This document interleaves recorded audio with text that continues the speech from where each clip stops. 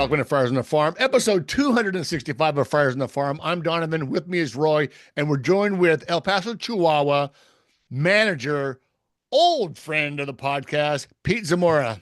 Coach, how you doing? I'm doing good, boys. Good to be back on. It's been a while since I've talked to Donavan, but obviously very appreciative of the work you guys do. And it's been it's already been 10 years for myself, so you guys have been there the whole time. And like I said, we greatly appreciate it. I always say real quick, thank you very much. I always say it's not how many listeners we have, it's who listens. And I think that's really important. But let's do a refresher. You were drafted by the Pirates out of high school, then you went to college at UCLA. How was that process? I talked to my parents a lot about it. In hindsight, if I would have done it all over again, maybe I would have made a different decision. But going to UCLA and playing in the College World Series was a big thing to me. I also grew up wanting to play professional baseball, so it really was a tough decision. And the Pirates, they gave me a substantial offer that I had to make a decision, and it was a tough one. But my parents were really good about it and kind of said, "Hey, this is your life, whatever you want to do." And I had a really good situation going into UCLA, and I chose to go that route, and then figured I'd play pro ball 3 or 4 years following. So everything. Well, you had a couple pretty good teammates that year. You had Troy Gloss, Eric Burns, and a bunch of other good players. But your junior year, so we know you as a pitcher, as a pitching coach before being a manager. Your junior year, you were 6-2 with 2 saves and a 5.6 ERA, but you hit 379 and you had 16 home runs as the everyday first baseman. Did you want to be a two-way player? Well, I mean, that kind of answers the first question. Is I always consider myself a baseball guy, and I played both ways my whole life. And obviously, in high school, I was a good pitcher, a good hitter. And one of the things about UCLA is that they're going to let me play both right away when I got in there. So not only were a good group of my friends that I played amateur baseball with, Troy, Eric Burns, and all those guys, they also are going to let me, play first base on Friday and Saturday and pitch on Sunday. So it was kind of like everything I wanted in the position. Some schools just wanted me to pitch. UCLA wanted me to do both. So my junior year, everything came together. We had a fabulous team. We're lucky enough to go to the '97 World Series in Omaha. And, everything came together offensively. A couple teams, questioned me, professionally wanted me to see if I wanted to hit. But in the end, I was drafted by the Dodgers, and they said they let me DH a little bit my first year in Great Falls, Montana. But after that, it was pretty much we're going to go with the left arm and see if you can get some lefties out. So, Any lingering regret that you never got that home run as a pro? Yeah, because every time I got in a bat in pro ball going on, triple A and double A, everything, I was always trying to go deep anyway. So yeah, that would be the biggest regret offensively going forward. I can just see your manager going, "Hey, go up there and do it. Swing as hard, just in case you hit it." That's right. So you had a long career as a pro. You were drafted by the Dodgers. You went to Philly in the minor league Rule 5 draft. Mets, Yankees, Milwaukee. You went all over the place, especially that last year. So you had to travel a lot. You had to pick up and move, and that was back when you had to do all your own living arrangements. Is that something that you still kind of share some of those old travel stories with the players? Yeah, I try for the ones that grumble about what they have to go through now. I try to let them know how it used to be, but I'm not a big one in telling them like we were tougher back then or anything like that, because those stories just get a little out of hand. But yeah, I mean if you're going, I like how they do it now. I would have loved when I played. I would have loved to have them do it the way they're doing it now. And I'm so happy that the union and everything got it right, because I mean these guys are world-class athletes and they deserve to be treated like it. So obviously I'm not going to be the one like, oh, you guys couldn't handle it back then. Yeah, that's all I knew back then. So that travel and living in 5 guys to a one hotel room or whatever, that's just all we knew. So as long as we got to play baseball that day, it really didn't matter. All right. So your last year of affiliate ball, you wound up spending a good chunk of the year in Lancaster. And we've always heard that place was just a ridiculous launching pad. As a pitcher, is it as bad as everybody makes it sound? It's it's a place where I'm happy that there isn't a team there anymore. And I think the people that played there are kind of happy. It was just a desolate place that it wasn't really a baseball. It's not what a baseball game should be. Yeah. And I think everyone made the proper decision in not being there. When I pitched there, it was at the end of my career. Shoulder was falling off. Good friend of mine, Wally Backman, brought me in to, I was about 28, 29 years old, and he let me come in and, make a few starts to end that season. So, I'm very appreciative of him as well. But Lancaster, actually, we scored 12. I remember a Camposano 3-run homer about 4 or 5 years ago there. We scored 12 in the ninth to win a game 21-20. I mean, it's just, yeah, it is what it is. And people, I have a fight with JJ, our assistant pitching coach El Paso. He thinks Amarillo's worse, and I say, no, Lancaster takes the cake. Rod Barajas agrees with me. Lancaster takes the cake over Amarillo. I think you managed in one of the last games that got played in that ballpark because it was right at the end of the season. You guys were in the playoff hunt, and my wife and I actually drove up to follow because it was pretty exciting. And that was, I think you guys wrapped up the season there in Lancaster. I believe we did. I think we finished a couple games out. That was the year with, Matt Gore and all those boys. So it was good to say that I've been to Lancaster. I'm happy to say that I never have to go back. Crossing the fingers. All right. So after you hung up your cleats as a pro, you stuck around for another year and played indie ball with the Fullerton Flyers of the Golden League. That same year, Ricky Henderson happened to be playing for the San Diego Surf Dogs. Did you ever face him? I did not, but a little fact here is my manager was Gary Templeton. Oh, no kidding. Obviously, I got to, go down to Jack Murphy, being where we went down to Jack Murphy all the time. So I got to watch Temp play. And actually, Gary Templeton Jr. was the shortstop, and I was a DH first baseman, a little bit of pitching. So, yeah, that's a fun fact there. So it was a pretty cool thing. I knew at the end I didn't have much left in the arm. They gave me an opportunity to try some hitting, but there you go. At 29, 30 years old, I mean, what was I going to do? So it wasn't the way I wanted to end it, but yeah, it was pretty cool. I got about 10, 20 at bats, and I finally said, yeah, I think that's about it. Okay, so then after your playing days are over, you have a little bit of a gap between job experience. What were you doing between that and then coming to work with the Padres? Well, lucky for me, my dad is coached high school baseball for 40 years here in Southern California. One of the second most wins in the history of Southern California. Has got 7 state titles. He was my mentor. He's my guy. He, like I said, very, very polished, won a lot of baseball games. So I kind of just hung out with him, and I was his pitching coach there. Some friends and I put together a baseball academy that's still around here called Baseball Performance Academy, which is in San Juan Capistrano. And I did the private stuff for a while and got away from the pro game a little bit, but always knew that I would get back into it. And it wasn't that I was looking for it necessarily, but I got a phone call from Eric Jung, who we all know, and Mark Pryor.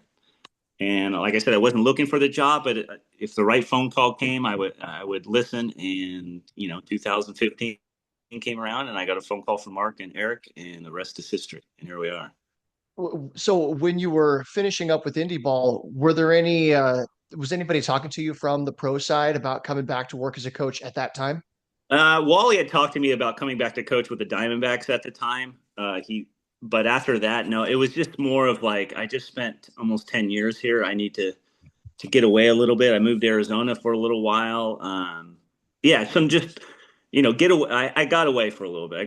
When I say a little bit, I want to say a year and a half, 2 years, but I always knew I would be in baseball. And I just wanted to recover, let the brain recover a little bit. And like I said, get into the private sector, knowing that my options for pro ball might be there in the years to come. I'm sure at the time, being able to sleep in the same bed is a comforting kind of a thought after 10 years of being on the road. Well, it's also, I hate to make it the same as a death, but everyone's got to grieve in their own way. When you've been playing baseball your whole life, I've been playing it since I was 5, and my dad put a bat in my hand. I grew up in a dugout.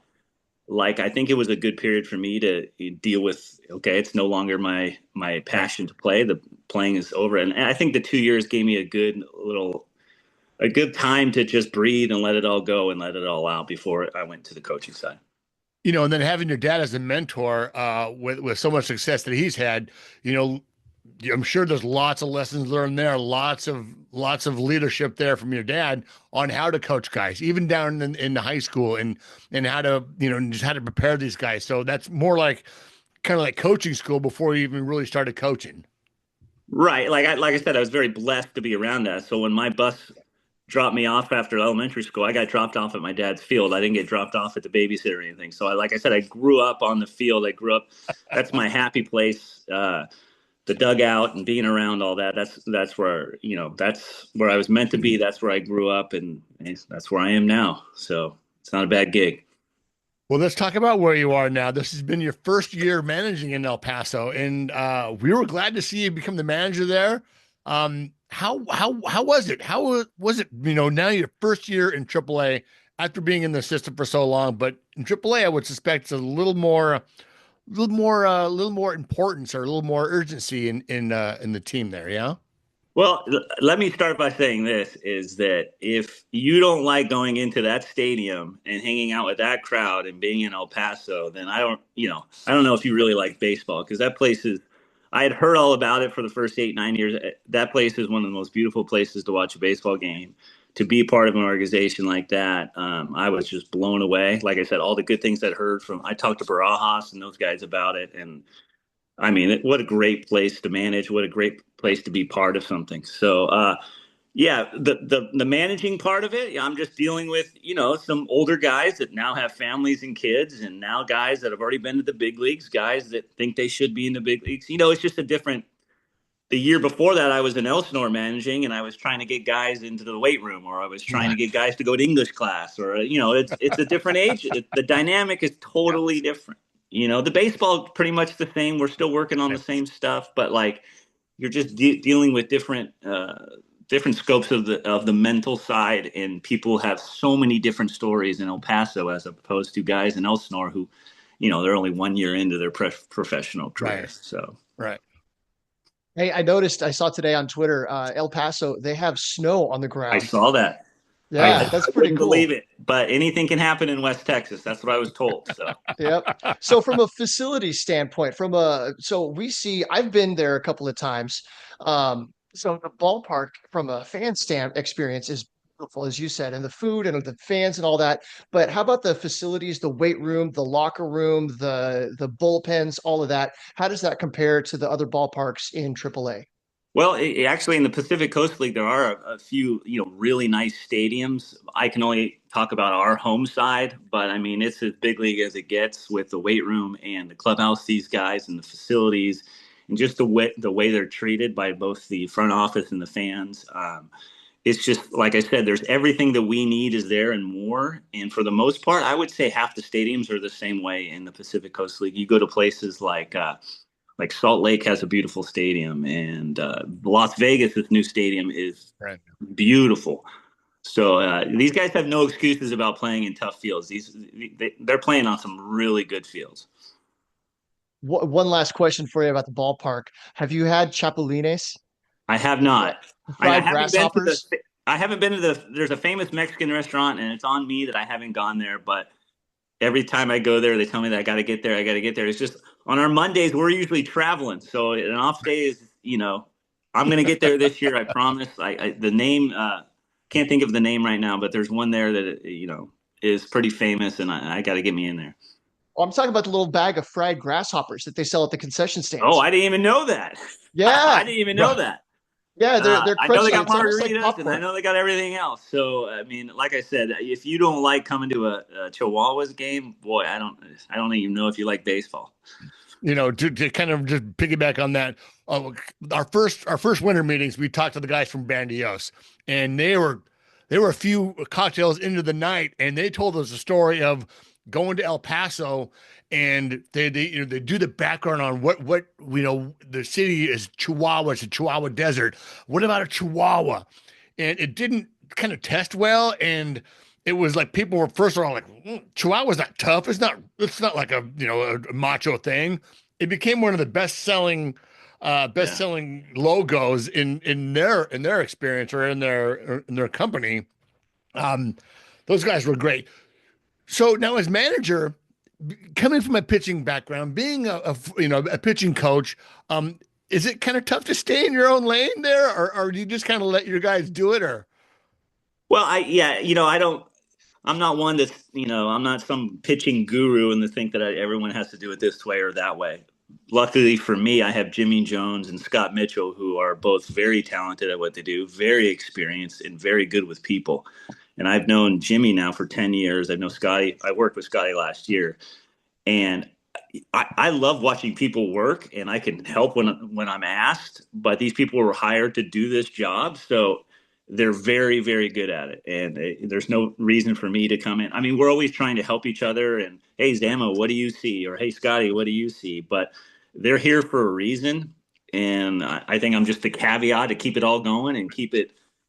Like I said, but we're very well taken care of in the pitching department. So, like I said, if they need my opinion, or they want me to put eyes on something, obviously I will give that opinion.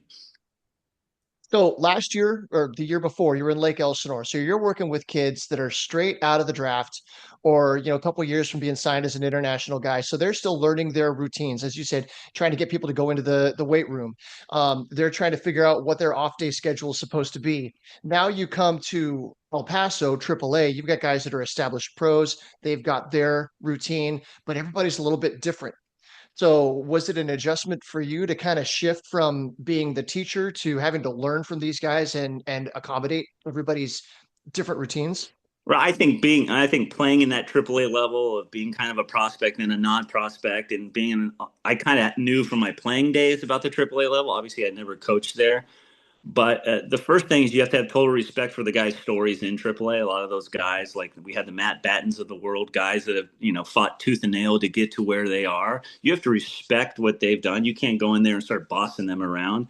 They've gotten to where they are because they worked hard and did what they're supposed to do. So obviously, we're just there to help them and to show them, like more information. Hey, what do you need from us? What can I do to get you to the big league so you are a complement to Schilte's team up in San Diego? And it's more of that as opposed to an A ball. It's like, hey, look, you guys have really no clue how to do your day. We're going to put your day together. If you have any questions, come ask us. But this is we're going to build your routines for you. These guys in AAA, like you said, they've already routined everything out. They know routines like the back of their hands. We're just there to offer as much as we can to prepare them for the next level. It's funny. I just got asked a stupid question. As the manager, these players you said have children, have wives, and like, have you ever asked like, hey, Zamo, hey, me and the wife want to go out. Can you come over and watch Junior? I have not, but like Mason McCoy's got, I think 2 or 3 kids, and last year Pawecki had his 4th kid while I was there. So. I'm not. I don't have any kids of my own, so I don't know how good I think I'm a pretty good uncle. I have. What do I have? 4 nieces and a nephew, so I think I would help out anyway. But as of right now, no. Those guys off days they're spent babysitting, and good for them. How good is it to have Plawecki there? I think it's his 2nd year in the organization. And that just a veteran guy, been in the big leagues a lot. Probably should be in the big leagues. I wouldn't be surprised if. I don't know. I don't know if he's still playing for us or not, but like having that guy as not necessarily a sounding board, but just someone who can kind of lead the way for all the players, not just the catchers there. Yeah. He was phenomenal for us last year. He was very good for Brett Sullivan. He was very good for the youngest guys. He was very good for Graham Pauley. Graham Pauley got called up, and Graham Pauley's one of the youngest guys on the team and kind of scuffled. But you know what? I give KP a lot of credit for being the older guy that kind of took him under his wing and say, hey, look, just relax and breathe. Everything's going to be fine. And we all know Graham Pauley, and Graham used to get excited. But KP just has that calming effect. And like I said, when I was playing, having a calming effect of a catcher was huge. And that's just who he is. He's a great father. He's a good leader without having to yell. He is a very valuable piece if he were to come back to us. All right. So, hey, God, and just kind of go back to the, it's different managing in AAA. You're managing guys that know their routines, that want to make it to the big leagues. Then you sprinkle in some of the prospects there. How do you balance playing time with development? I know, in lower levels, hey, this kid pitches on Sunday, or that guy's going to pitch on Friday. Even the bullpen guys are like. They're like, this is when I pitch. These are the day I pitch. How do you kind of work the development / and then playing time with these guys? Well, it's more developed and more hands-on in A-ball, I would say. In the AAA level, which was kind of exciting for us and the staff that we had there, was we're all about the San Diego Padres at that point and being complimentary to them. So we have to know exactly what's going on in San Diego, as in, pitching depth, or, hey, we got to have some pitchers ready, or we got to get this guy ready because this is happening. So there's a lot more communication between myself and Shilty, because yes, we are trying to develop everyone, but we also have to have people available at any time to go to San Diego, the next day. So it's just, we're out there to win every single baseball game, but it runs unilateral.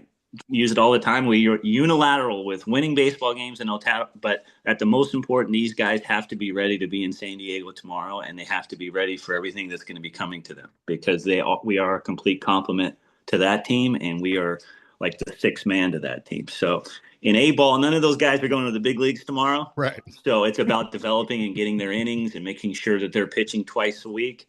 In AAA, it's just the scheduling you got to be on it. You got to be on your scheduling and make sure people are getting their at-bats.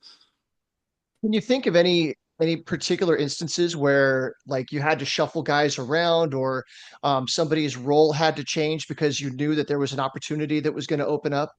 Yeah, we're, like I said, you can't be a fixed world there in AAA as a staff. You have to be ready for anything. You have to be ready for a phone call at 4 a.m. This guy's going up. Okay, who are we bringing in? Do we have enough innings to cover tomorrow's game?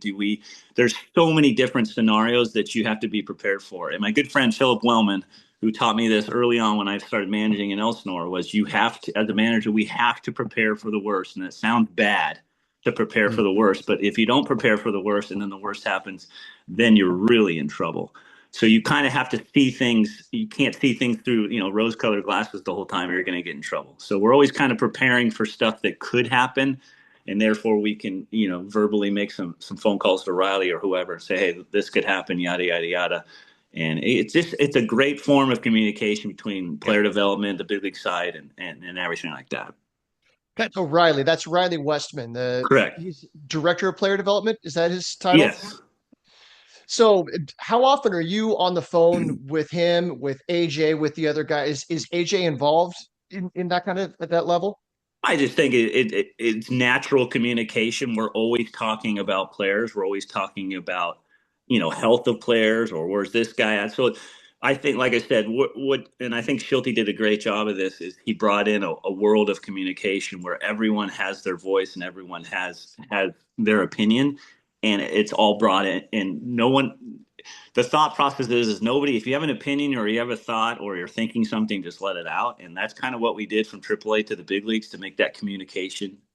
It ran really well, and let's knock on wood that it runs well again, but we kind of have an idea of how we want to do this. And like I said, the communication is key. And I give credit to AJ, Shilty, all those guys, because it was Josh Stein. It was just very open communication. So we were never surprised by anything last year. I want to give you guys some credit, because for years we've seen guys come up to the majors and struggle. And it seemed like last year they were able to break through that a little bit. And obviously Jackson Merrill hitting the ground is a whole different level. But Brandon Lockridge came up and was able to contribute right away. Mason McCoy, more role players, they were able to come up and just do their job. And I've got to think that some of that has to do with what you were just saying about what Schilt has brought to the organization. Right. I think it's a belief system, as in, like, I remember talking to the guys to begin the season last year, was this isn't about getting guys to the big leagues. For us, this level is about getting guys ready to help the Padres get to the playoffs. But every day you come to the field, it's not to be a big league player. Half of you have already been to the big leagues. This is to make sure that you're ready to help that team in San Diego at any moment. And for Mason McCoys and the Bryce Johnsons of the world, it's Brandon Lockridge's. I need you to steal bases. I need you to get the bunt down. I need you to be a complimentary player at the bottom of the lineup and defend your position. And, like, not a lot of guys at our level are going to go right into the middle of that order. That middle of the order is taken care of for the next 10 years, right? So, like, don't have these, like, hero ideas of going in and being like the hero. I don't need the hero. We're going to need guys at the bottom of that order to come in and complement and play really good defense, get the bunts down, and play, really good baseball. And Schulte coming from the Cardinals, I mean, that's just, it plays into itself.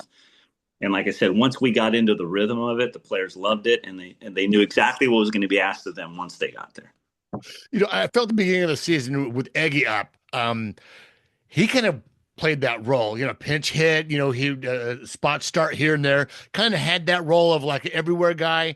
And I think he kind of thrived on it. They sent him back down, but like, it seemed like he was really embracing that role. Could he expand his, could he break with the roster maybe this year? Well, let me tell you something I've been with Eguy 10 years. So Eguy been in the organization as long as I knew Eguy at 17, met him down in the Dominican. He is still really, like, he's a younger kid. He's got 10 years in, but he's young. So he's constantly growing, both mentally on the field, professionalism. He's going to keep growing. He's not even 25 yet. But there were times when he got sent down where he was by far the best player on the field.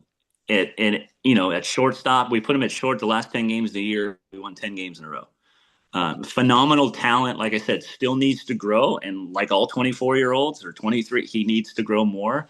But the talent level of Eguy Rosario, and actually the smarts of Eguy Rosario, when he wants to be, is one of the smartest players we got.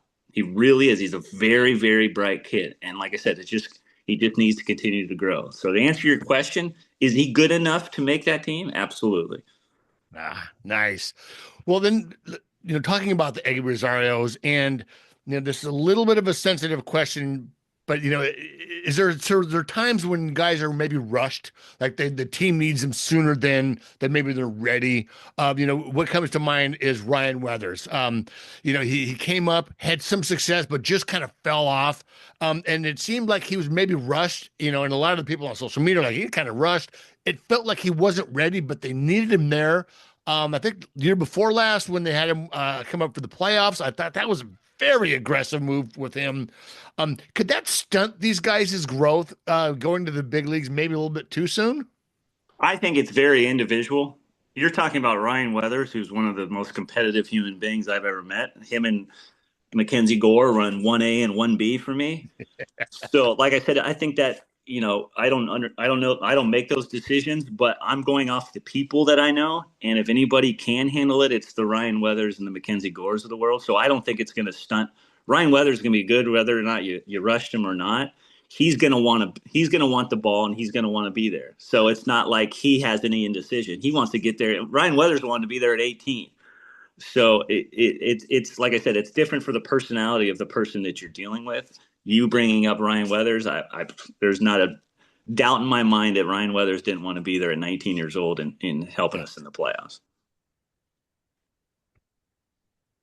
All right. Well, let's talk about someone else that probably should have a really good shot of making the roster this year, and that's Tirso Ornelas, another guy that we've both. I remember those guys in A-ball. They were kids. Yeah. And God, we're so much older now. But Tirso, I think, finally has reached a level where he could certainly make the squad. And I wouldn't be surprised if he got a shot at the left fielder position, or maybe at least sometime next year be the left fielder for the San Diego Padres. Right. I mean, if you're talking about the player development, this is one of our biggest wins because one, you're talking about one of the best professionals and best guys that we have, as in just a good person that works hard, keeps his mouth shut, and does his thing. Tirso failed. He had to deal with some failure already, like in his 8 years that he's been playing. I mean, in 1 year in Elsinore, when I was the pitching coach, he got sent back to Arizona to fix his swing. I mean, he's dealt with the failures, and we talk about coexisting with failure. He's done that and has kept his head up and shoulders back the entire time. And his relationship with Raul Padrón is one of the I saw in AA and I see it in AAA. It's one of the most amazing relationships. Those two are two peas in a pod. All they do is work. Even when Tirso started this year, I think he was 1 for his first 30. And he kept going. We had some guys that had to play in front of him, but you would have never known. He always had the smile on his face. Hello, Zamo. How are you? I could not be more proud of the person, and for player development, the Padres player development for allowing this kid to bloom like he is. And now he's given himself a legit shot to have a chance to get to where he wants to get to. He really worked on. He worked on putting the ball in the air. I mean, that seemed like the biggest thing. Was that something that was worked on before the season, or is that something that kind of happens during the season with the plan? I think something somewhere down the line with rule it clicked, and I'm sure he's heard it before. And sometimes you can hear things that doesn't mean it's going to snap right away.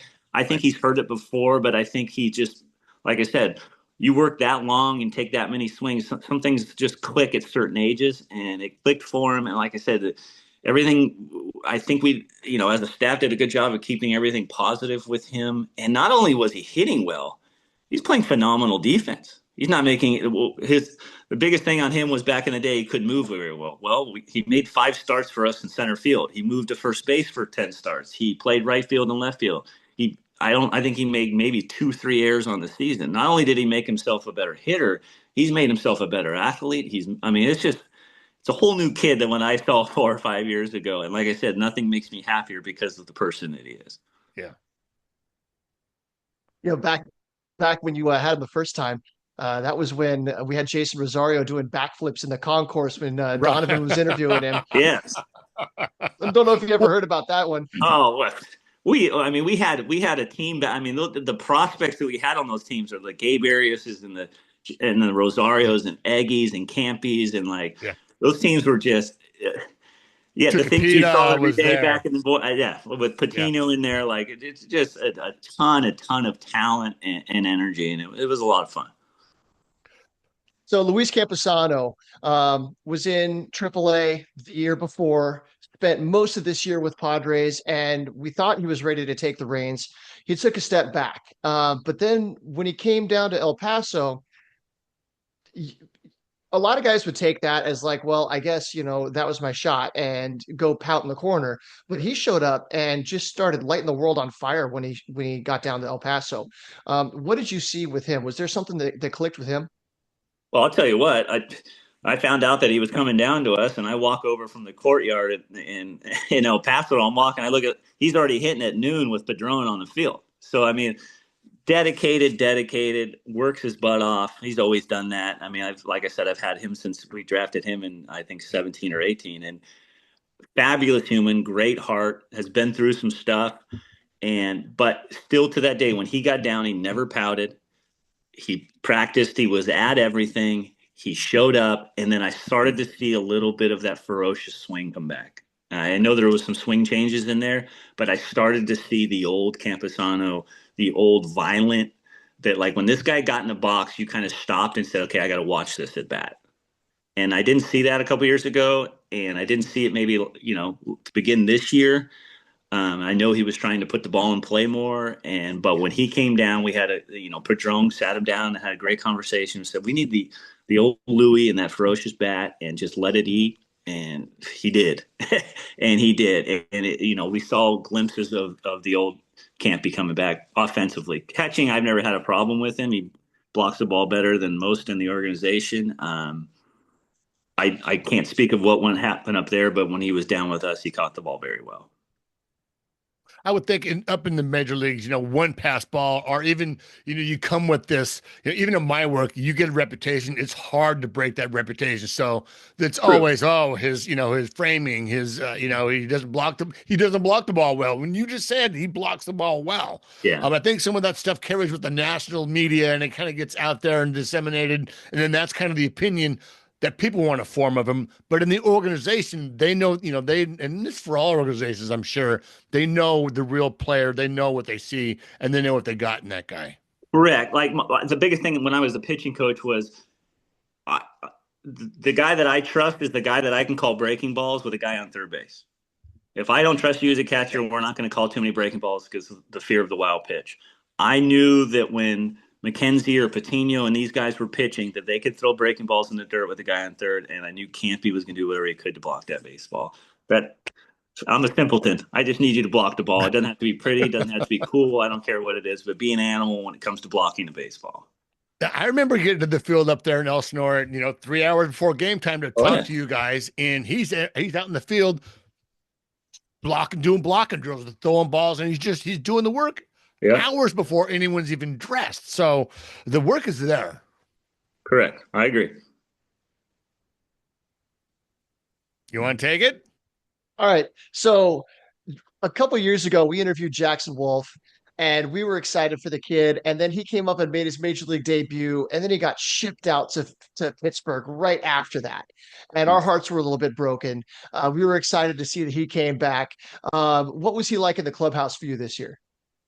Well, coming from where I think it was Pittsburgh is where he came from. I think he was very happy with the Padres, and kind of when you're very happy with the people you're around, and he had a good group of guys that he was with in that Double A team, and getting shipped to another team, it hits people differently. Some guys deal with it well. I think what happened is he got sent to Pittsburgh, and he kind of got shifted to the back rack there, and didn't feel like he was wanted there, to lack of a better term. And when we got him back, I don't know how we got him a trade, or we picked him up off waivers. He got to El Paso, and it was kind of a different shell of himself. It was not the same guy that usually smiles and very positive outlook on things. And we had a conversation, and he told me everything, and he was so ecstatic to be back. And Wolfie was right back to Wolfie. Now, he didn't probably play or pitch to what he wanted to pitch to last year, but he still got Wolfie in him. He still has that competitive Wolfie in him. He still has that deception to him. He can spin a baseball. So it might take a little bit more to get his feet back underneath him with our organization. But like I said, no one's more positive. No one's a better teammate. He's competitive. We just got to get those juices going again.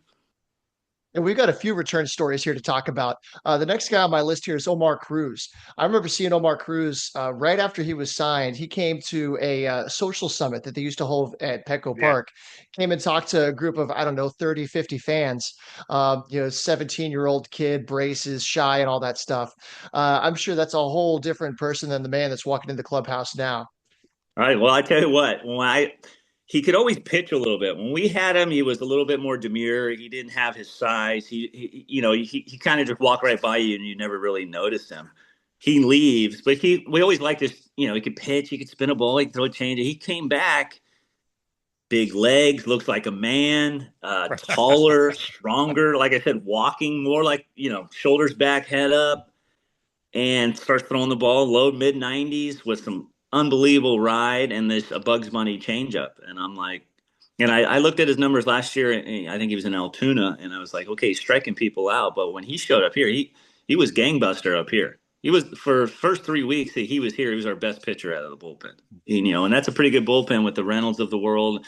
I mean, this guy absolutely shoved for the first 3 weeks, and he had a great year. So it was, and just like Tirso Ornelas, a great human being, a great worker, great teammate, just a really good person. So he has the chance to be really, really good. He has, maybe learn another pitch, because it's just fastball changeup right now. But the world is open for this kid, because the stuff, the fastball and changeup are that good. Now, okay, so 2 pitches, that's usually a reliever kind of a profile in today's game. But he was making some starts for you guys. I guess right now, being a 2-pitch pitcher, his path to making the majors would be as a reliever, right? Well, I mean, like my guess, if you needed tomorrow, maybe, but like those 2 pitchers are so good and they play off each other so well that he could probably survive 5 innings with the mid 90s fastball, and then like I said, a Bugs Bunny changeup. But he can spin a ball. It's just a matter of big league level wise. I think James Keller and Rada and all those guys will get it right, and Ruben will get this. He learns a poor man's Barry Zito breaking ball. I mean, that's who I reflected as on. If he can learn like just a decent breaking ball with that kind of break, I'm putting my pitching shoes back on here. But like this guy, if you give this guy 3 legit pitches, it's going to be really, really tough to square the ball up against this guy. I watch a lot of the games too. For me, it starts in Fort Wayne, and then about an hour later, San Antonio starts. Then about an hour later, the Padre game starts, but also the El Paso game starts. And I would see Matthew Battens. I think it's our responsibility. We got him to the majors simply because every week it's like Batten. We've had him on a couple of times. Same thing with Omar Cruz. It's like this kid is really close. Another guy who I agree.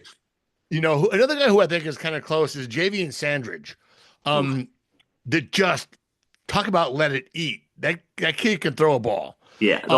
That bullpen was by the end there, we had like tightened everything up, and that bullpen in the last month and a half of the season, like every guy was coming out there, not only of good throwing cheese, but just big guys, fierce competitor. I mean, it was fun to go out there and grab the ball from the star and go, okay, I got a guy. You know what I mean? So that's when the manager likes it, a good bullpen and 3-run homers, right? So right. You must have left a good impression with the guys too, because it seems like there's already been a handful of guys re-signed. I saw Logan Gillespie's coming back, but a year ago we were ecstatic to see the Padres claim Luis Patino back on waivers, and now he's back on a minor league deal. I know he had Tommy John surgery. He's probably going to miss a good chunk of the season. But what stood out to me when he was in Lake Elsinore was the personality, the electric, the smile, the aura that he had. Does he still have some of that around him when he walks in the room? Well, I think it goes to say what we're trying to push around here is bringing in the right people, right? It's not necessarily the best 9 all the time. It's the right 9. He's just a phenomenal human and a phenomenal worker, and he gets guys to come with him to the weight room. He gets guys to go run, extra with him. He brings people with him, and that's what we're looking for. Natural leaders, guys that have enthusiasm when they come. So that's just a plus. That has nothing to do with his ability. Now, his ability is as electric as it comes when he's healthy. So I think, why wouldn't we take a chance on a guy that started with us when he was 16 or 17? We know the work ethic. We know how good this guy can be. I think it's a no-brainer to bring people like this back into organization, guys that love our organization, guys that love to be here. And like I said, if it all hits like we hope it hits, then you're getting exactly what you looked for when he was 17 and thought, okay, this is who we're going to get. So it's just a pleasure to have him back. I still talk with him. He'll shoot me text here and there and how excited he is. And, you got to pump the brakes with him because he wants to get going like a baby rattlesnake all the time. So in my entire career, it's been, Luis, chill out. But like I said, it's the people that we want around here. So I'm so stoked to have him back. Okay, he's been an interesting person to follow, though, because here he seemed to be on just this trajectory to great things. And like he looked so good when he came up. He made his debut, and you could see that he was raw, but the stuff was just so electric. And then he goes to Tampa Bay, and I don't know what changed, but he struggled mightily. And then he went to Chicago, and it was some of the same. Have you had a chance to kind of crawl in his head and kind of understand what process he's been through? And right, it kind of goes back. That guy's still in there. It kind of goes back to the Cruz and the Wolfie thing. Is like you think you're going to be part of this organization forever, and these guys are young kids, and they think they're going to be Padres forever. And all of a sudden, they wake up one morning, and all of a sudden, they're a Tampa Bay Ray. And I think that takes a lot out of them in the sense that, oh, wow, my dream of being a Padres over. Now I'm on this new team. Now I want to make everybody happy. I think Chewy is what I used to call him, is he tries to make everyone happy. And when he got to Tampa Bay, he may have tried to just try to make everyone happy. He was trying to teach him a lot of different stuff. And he didn't want to say no to anything. But, when you go to different organizations, people see things differently and they want you to try different things that maybe we wouldn't have, wanted to change in his delivery or his pitch, what is his quill of pitches. I just know that when he's back now, I saw that familiar smile come back. I saw the energy come back because I had to deal with those phone calls that they want me to throw this pitch or I don't want to throw this pitch. And as a friend and as a companion, I was just trying to be there for him because obviously we're in different organizations at the time. So it's kind of a weird dynamic, but obviously when you're around players your whole life, just because they go to other organizations, you're still going to have the relationship with them. So, yeah, it didn't turn out great for him in Tampa or in Chicago, and health may have had something to do with that. But I know the person and I know the heart, so nobody's going to work better to get back to what the old Patino that we know. Okay, can I steal something from you, Zamo? Sure. A good bullpen and 3-run homers. Absolutely. I mean, right? Dude, that's going on a shirt. Start give me 4 or 5. You give me a really good pen, and El Paso 3-run homer can come at any time. So, well, let's talk about that. We talked about that with Raul. We almost talk about this every year about the Pacific Coast League. How, we talked about development. Sure, development's great, but when you're pitching on the moon, how do you gauge, development with pitching on the moon or hitting on the moon? And we like line drives, but I saw people hit home runs, 450-foot home runs on their front foot. in El Paso and in Vegas and just wherever. And it's like, oh, that's a pop fly. And it goes out 40 feet behind the fence. I think the transparency that we have with our pitchers, speaking specifically on pitching here, is the transparency is we already know this is going to happen. We already know you're going to give up a cheap home run. We already know that this place is going to be a airport. What can you control? You can control the strike zone. You can control whether or not those two runners that came before that bloop home run were walks or base hits. Now, if you allowed two walks because you're scared to throw it over the plate in an airport like that, then those two walks are on you. Control what you can control, force the ball over plate. Before we left, like a week before El Paso last year in spring training, we had to sit down. Like, we already know what we're going into. We know exactly what kind of parks we're going to play in. It's not an excuse. We run by strikeouts and walks. Just make sure you're striking out 3 more than you are walking, and everybody will be fine. Because everyone knows where you're pitching. It's not like everyone's like, oh, I can't believe they're getting – everyone knows where we're at. So just don't worry about that. Take that completely off the table.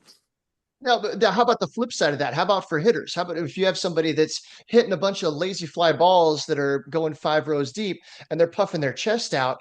How do you bring that guy back down and go, look, that's an out in 25 out of 30 big league park? Well, thank God we have Victor Rodriguez, because now we have Petco Park hitting. So now we have our practice. Anything we do beforehand, we're focusing on gap to gap and trying to hit the ball as hard as we can. So any drill that we do in during batting practice before a game, we're set to hit the ball in the gaps, because that's how you hit in Petco Park, right? Everyone, since the time I've known Petco Park, is like, this guy hits a lot of homers, then he goes there and doesn't hit them. Well, we're just focused on hitting the ball hard and hitting the ball into the gaps. Line drives up the middle, home runs will turn into home runs. And that's just basically what we're teaching. Yes, will you get your cheap home run? But like, it goes back to what we're trying to prepare these guys for San Diego. We're not preparing you if we allow you to hook balls into the left field seats at El Paso. We're not preparing you for Petco Park. Right. We're only preparing you for Petco Park if we're making you and creating drills and contests to hit the ball hard to the gaps. Because when you get there, that's what they're going to expect at Petco.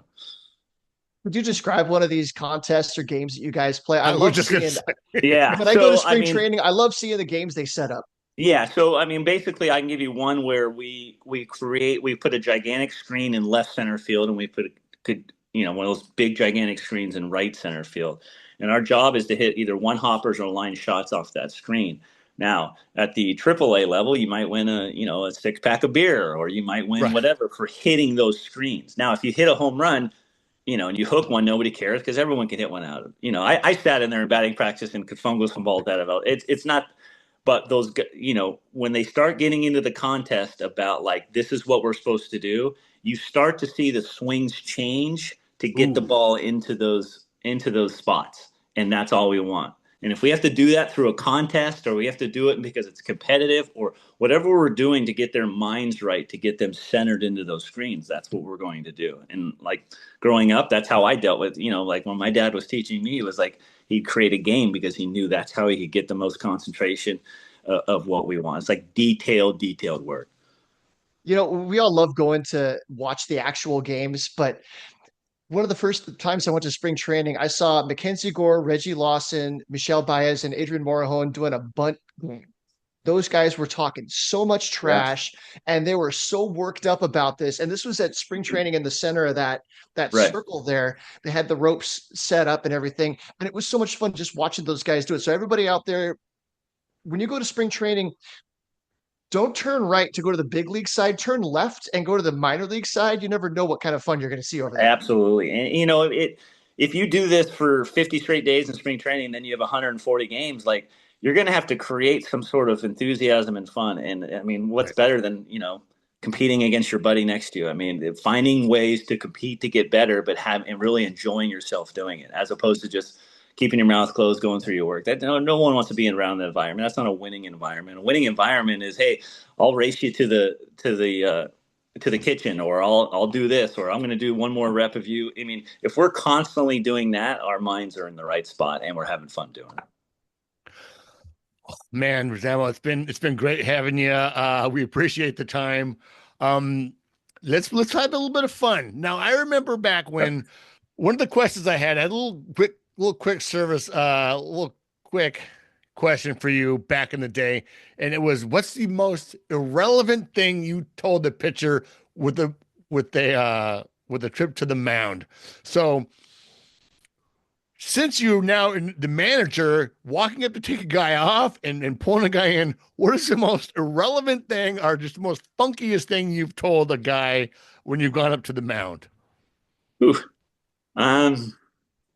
Only when I can think trouble. of. Don't say it unless it gets you in trouble. No, you know I don't mean? think it'll get me in trouble. But I remember walking to the mound and a guy was having trouble throwing strikes, and it's not that he wasn't trying. He was doing his best, sweating his ass off. And I went up there and I tried to find probably the prettiest female in the stands, and I said, "See her."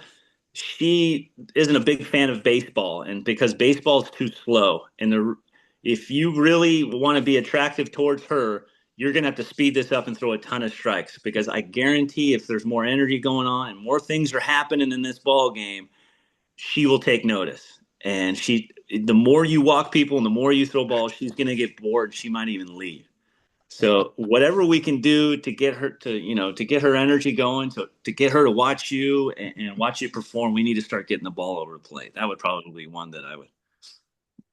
Yeah, I could just see you going the plate's that way. The plate's right there. Just throw it over that. A lot of people will say, like, I think about what I'm going to say while I'm going. I'm not a big, okay, I got a next pitch, I'm going to go talk about this. It's usually like, okay, I know I need to take a visit out there, and then my walk from the dugout to the mound is usually, okay, this is how I'm going to hit him between the eyes here. So, yeah, whatever you can to motivate the ball over the plate is the best thing for me. All right. So last year, there was an incident in the Padres where Mike Schilt went out and he wound up getting rung. And unfortunately, there's really good cameras and there's people that know how to read lips out there. And they could see him like, you got to send me. I got to go. I know you go out there to protect your guys, but has there ever been a time that you've ever gone out there and you're like, I'm done for the day. I got to go home. So can you just send me on my way? I don't think I said it deliberately as in like just kick me out. But I mean, there's certain words where I know if I want to get kicked out that I can say these certain words and this guy's going to kick me out of the game. So some you're like, I can't believe you haven't kicked me out yet. And some have kicked me out where I'm like, I really didn't say anything. But there are some bingo words out there that are like, you know what, if I need to, make a point here, I'm going to say this next line right here, and I know that this guy is going to kick me out of the baseball without saying kick me out of the game. But I haven't been managing as long as Willie or Schulte or these guys, so I'm sure that time will come. Have you ever gone out there knowing that you need to get rung to fire the guys up? Is that part of what you're doing? Yeah. I don't think getting rung is, but there's a point where you feel like you have to interject because you feel like your team and your players are being unfairly treated, and maybe the only effect to change that or to change their mindset of that is showing that, hey, as a manager, I have your backs. I'll do whatever it takes, even if they kick me out of the game. We're here to prove a point that I think we're being unfairly treated. Now, if it's just us being a bunch of whiners, I'll take care of that, and we'll talk about that later. But there gets to a point where I think things are getting too personal, and things between the umpire and the other team, it's getting to a point where like I need to step in and kind of say, hey, I need to stand up for my boys here. They're busting their butt here, and I think whatever's happening is not fair. So that would be the only instance. All right, I got another irrelevant question. She goes, every picture I've seen of you from A-ball to now, your sleeves are cut off. Do they cut the sleeves off for you, or do you get the gear and cut it off yourself? Well, it's unbelievable because I've gone from the rookie ball to Elsinore, which gets extremely hot, to San Antonio, which is the hottest place on earth, and to El Paso, it's not much cooler. So, growing up in Southern California in the summertime, we didn't wear shirts at all. So, lucky enough for us in batting practice, I don't like to have sleeves on, and obviously I'm not going to make a mockery of the game during the game. But yeah, as long as they, there's no fans there, it's whatever. Yeah, I'm not a big sleeve guy. Sleeves bother me. I'm not a big baggy uniform guy. I like things being firmly fit and to try to be as comfortable as I can in some of these Yeah. places. Like I said, you roll into Round Rock at 4:00 for batting practice. It's not like you want a 3-piece suit on or anything like that. I'll tell you that. Yeah, I do notice that. Okay, I know you're in Southern California, but we're trying to save on the heating bill, so you're wearing an extra layer, but it's a vest, right? It's just a vest. Yeah, I mean, this is Yeah. like very rarely but in December, I mean, it's 71 degrees today, so I put this on. Hit some golf balls this morning, so it's just you never know in Orange County. Last year we had a ton of rain, and this off season has been the most beautiful off season, the record so far. No sleeves. No sleeve, yeah. I got a little Plus, short sleeve, but other than that, yeah. plus you got some ink to show off. What do you have on Yeah, your arm there? yeah, I just got a bunch of stories. When I see you guys in spring training, come tell me. 'Cause a lot of people say, "Oh, he just has tattoos," but I tell my players, I say, "Well, I have a story about every single tattoo here, so I don't just throw stuff on my arm. If you ever want to know, just come ask me and point one out, and I'll tell you all about it." Nice. All right. Well, I want to give you a chance to shout out a couple of guys in your clubhouse. Thinking back in this last year, you had so many people come and go. Who was the hardest worker that you think you had in that room?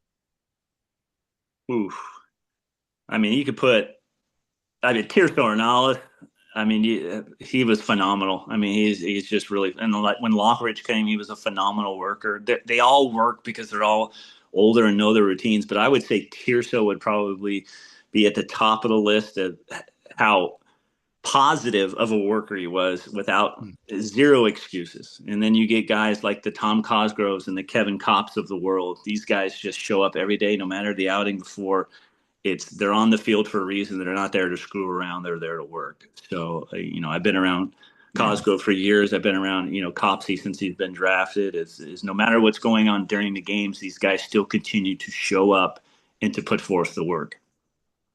We talked to Tom last off season, and this was after he made his major league debut. And one of the things that he told us was that he has to earn it. And he's always going to feel like he needs to earn it. Yeah. And I know he went through some difficulty this last season, but we're looking forward to seeing him again this year. Absolutely. He pitches on an edge, and that's how he does it. And that's how he's gotten here, and that's how he'll be successful moving forward is he uses that edge to his advantage because he's a lot tougher than most kids. And he talks about it a lot when we talk to him. He's like, there's like 5 guys in the bullpen that have better stuff than me. Right. And like I come back in the AAA, I'm like, you're better than me. You're better than me. It's just, it was working for him. Yep. I think he found that again, but I love the humility in that. As he moved up, he's like, this guy's throwing harder than me. They have sharper curveballs than me. He has a sweeper, but like the humility of like how he didn't fail up, but like he doesn't throw 98. He has that sweeper that's just Bugs Bunny sweeper. Right. And it gets big league hitters out. Yeah, zero ego and ton of belief. So yeah. I mean, you get that combination going on, you got a chance. And you got to, like I said, it goes back to the people that you want around your clubhouse, you want around your organization. Those are the type of people that you want.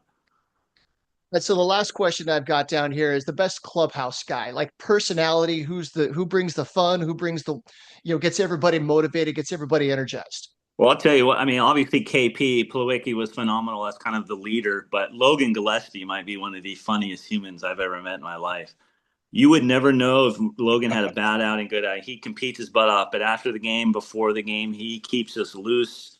And it's not like a fake loose. He's not trying too hard to be the funny guy. It's just who he is. He might be that he's from Bakersfield. I don't know what it is, but we absolutely loved him, and we love that he's back because, like I said, you're in a bullpen. Not only are you pitching in El Paso and San Diego and coming out of the pen, and you never know when you're going to pitch. Like, this guy can bring it every night, and this guy brings the same enthusiasm every night, and he's a great teammate. And like I said, he kept our clubhouse rolling. We had some tough time. We lost 10. Not only did we win 10 in a row at the end, there was a time we lost 10 in a row. Who's the leader there? Logan Gillespie. So I'm really happy that he's back because he was kind of the heart for us. I got a comment, a question about Logan Gillespie, and I don't know if you're going to know anything about this, but my wife and I, we sit right at the bullpen, so I watch everybody warm up, and hygiene about the mound is important for most guys. I know some people, and Tom Cosgrove is one of them. Like he's always going out there and knocking the dirt, making sure that pitcher's plate is nice and perfect and clean. When Logan warmed up, the first thing he did was he kicked a crap load of dirt all over that thing before he would put his foot on it. Do you know anything about that? Do you know why he might be doing that? I saw I'm he not did it down there on the big league mound when he went into the game too. Yeah, you'd probably have to ask Fritzy or one of those guys, but like I haven't been down there with him, but I'm sure he's got a reason for it. He has, I mean, he's talk about superstitions. He's probably got a few in there. Like I said, a lighthearted guy, but a fierce competitor. So he's got probably a reason that he does everything, and he probably does it because everyone else does the opposite of the way he does it. So, like I said, it's definitely a superstition of some sort. That would be my educated guess on that one. I love it. I love it. It's dirt. Don't be afraid of any dirt there. Come on now. Yeah, come on. Well, hey, Zamo, we really appreciate you catching up. We keep using Mike for our resource to get you guys. I just, it was so good to have you come on. So good to reconnect with you. We can't wait to see. God, we can't. I'm a baseball guy. I don't know. I don't follow any other sport. I'm watching the Dominican League on YouTube with the sound down because I don't speak Spanish, just to watch baseball. Just know that all the coaches and players are feeling the same way you are. Like we're itching. Right. Once Christmas and the holidays are over, we're one dimensional at this point. You got to be less than a week away from heading back over there, right? Yeah, we're close. We haven't got an exact date, but I mean we're getting to the point where it starts. Get out the suitcases, start thinking about Arizona for sure. Just gonna drive down there and sleep in the parking lot until they open the door, right? Let's do it. Show some passion. Start cutting the sleeves off. I like it. So we really appreciate it, Zamo. All right, guys. Thank you very much.